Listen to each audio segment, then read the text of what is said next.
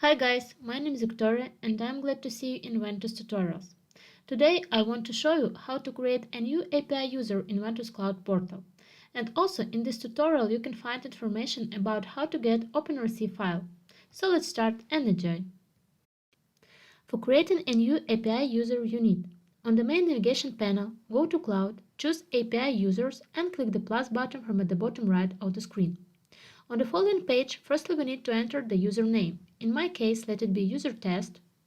Come up with the password and hit Add API user. Once a user is created, you will be able to access Ventus Cloud endpoints directly with your project ID, username and password. But if you suddenly need to edit your API user, you can easily do this. Just click the icon for edit. After what, you will be able to change the name, password or add some description for your user.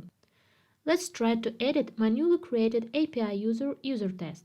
For example, I want to change its name and now let it be new test.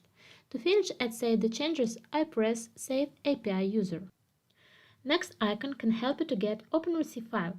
So if you need OpenRC file of the created API user, just click this icon, select the region of the data center, hit Get File, and the file named OpenRC will be downloaded to your machine. And also, if you want to delete your API user, you can easily do this too. Just click the icon to delete and on the next page confirm your actions. So that's all for today. I hope now you know how to create a new API user, get OpenRC file of this user or delete your API user if you need.